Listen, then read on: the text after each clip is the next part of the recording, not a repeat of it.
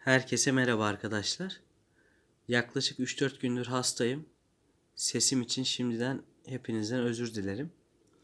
Taşıma kafesi yaptıktan sonra artan çubuklardan farklı bir şey yapmak istedim. Şöyle kaldırarak göstereyim. Bu şekilde bir malzeme, kafes aksesuarı yaptım. Bunun ne amaçla ya da nasıl kullanacağımı göstermeden önce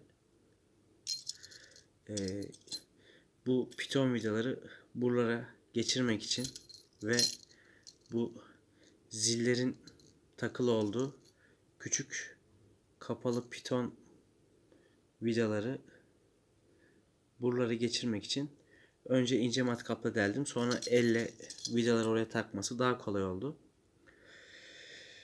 Ne işe yaradığını geçmeden önce kafesimizi şöyle yakına çekelim. Telefonu da elime alayım. Daha rahat ve güzel bir açıdan çekim yapmış oluruz. Mesela şöyle göstereyim. Bu şekilde kafes kapağına kuşumuzun girip çıkarken daha rahat etmesini sağlamak amacıyla bir giriş çıkış tüneyi olarak kullanabiliriz. Mesela Chico pembe bezle kovaladığım zaman direkt şu kısma konuyordu ve hızlı uçtuğu için bazı zamanlar ayakları tahriş olabiliyordu. Ama normal zamanda kendi ihtiyaçları için kafese girmek istediğinde uçarak geliyor, kafesin üstüne konuyor. Sonrasında bu dikey teller yardımıyla bu şekilde dolanarak kafese giriyordu. Bu şekilde kullanışlı bir şey yaptığımı düşünüyorum. Muhtemelen bu ziller de zamanla ilgisini çektikten sonra buraya konarak bu zillerle de oynayarak vakit geçirebilecek. Şimdi kafes kapısı da kullanımı haricinde bir de kafesin içindeki kullanım yerlerini de göstereyim size. Kafesin tabanı olmadığı halde kapıdan geçtiğini gösterebilmek amacıyla bu şekilde soktum. Mesela şu şekilde yemlik ya da mamalık olduğunu düşünelim. Buraya kolay erişimini sağlayabiliriz. Ya da suluk da göstereyim. Yani çok fark etmiyor gerçi. Aynı şekilde. Suluğa da erişimini kolaylaştıracak bu tür bir parça. Kafes içinde uzunlamasına bir tane tünek kullanıyordum ama tüneğin iki ucu da sürekli bu tür aksesuarlarla doluydu. Yani bana çok hoş gözükmedi o şekilde olması. Böyle bir şeyin daha çok ihtiyacımızı gidereceğini düşündüm. Yine bu yan tarafta da kalsiyum ihtiyacını gidermek amacıyla taktığım kalamar kemiği var. Şöyle göstereyim. Yani bu parçanın bir tanesi bile birçok işe yarayacak. Tünekle bazı aksesuar ya da bu tarz yemlik suluğuna, gaga taşına, kum taşına ulaşabilecek. Bu parçayla da diğer parçalar için daha rahat, kullanışlı bir alan açmış olacağız. Şimdi bunu tekrar çıkartayım. Şu şekilde taktığımızın tersinden çıkarttık. Şöyle şu an için şurada dursun. Bunu yaparken önce kafes kapısının yüksekliğini ölçtüm. 9,5 santimdi. Sonra şu yere yatay olan iki sağ ve soldaki parçayı 10 santim olarak kestim. Neden 10 santim olarak kestim? Şuradaki kafesin alt teline girecek olan kanalları yarım santim pay bırakmak için. Bu kanalları da önce kıl testere yardımıyla ince bir çizgi olarak kestikten sonra İngiliz çakısının testeresiyle genişlettim ve ne çok sıkı ne çok bol olacak şekilde bu şekilde rahatça oturuyor kafes kapısına ve içeride kullanacağımız zaman kafes tellerine. O yarım santimlik payla şu iki yan çubuğu 10 santim kesmiştim. Bu kanalları açtıktan sonra çubuğu taktım.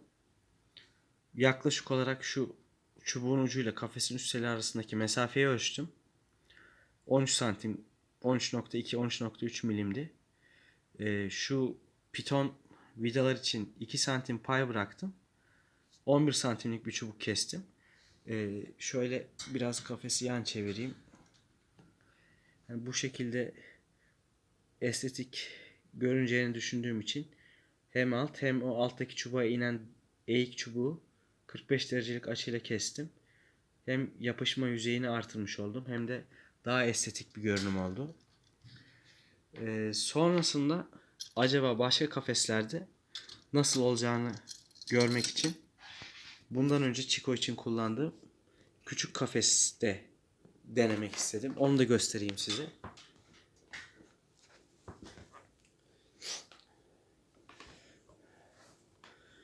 Tekrar telefonu elime alıyorum.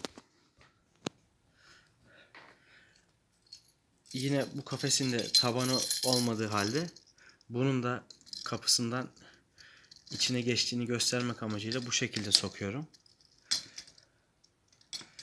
Mesela şu şekilde taktık.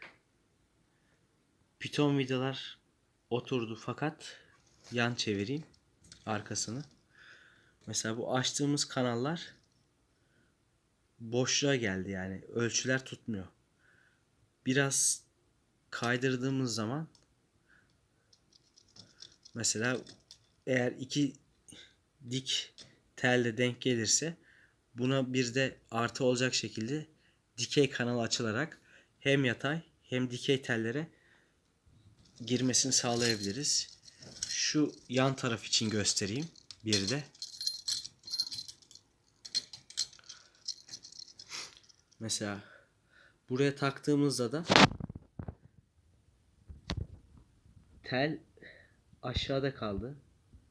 Yani tele girilmesi için açtığımız kanallar yukarıda kaldı. Bunu da şöyle yapıyoruz arkadaşlar. Bu piton vidalar ben biraz fazla sıktım. Büyük kafese olması açısından. Bu vidaları 3 tur, 3,5 tur gevşettiğimizde bu parçanın yere daha yakın olması sebebiyle şöyle de göstereyim. Bu yarım santimlik 6 milimlik yüksekliği ortadan kaldırmış olacağız. Böylece hani ikinci bir kafeste de bu parçayı kullanabileceğiz. Tabi siz kendi kafes kapınıza, yüksekliğine ya da kafesteki kullanım amacınıza göre ölçülerinizi kendiniz alabilirsiniz. Sonrasında yine parçadan bütüne gidecek şekilde deneyerek kafesinize uygun bir şey yapabilirsiniz. Tabi bu şekilde kafes kapısına uyması için aynı şekilde yine piton vidaları gevşetmemiz lazım. Yalnız bu kafesin girişinde çok fazla kafes teli ve yay olduğu için bu kafesin kapısına çok uygun değil. Başlangıçta dediğim gibi hasta olduğum için çok fazla enerjim yok. O yüzden daha sessiz ve biraz görüntü kötü olmuş olabilir. Normalde videoyu gündüz çekecektim. Gün ışığından faydalanarak. Ama bugün Eskişehir kapalı ve yağışlıydı. O yüzden çok fazla gün ışığından faydalanma fırsatı bulamadım.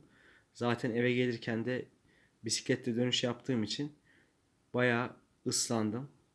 Kurulanıp kendime gelmem havanın daha da kararmasına neden oldu.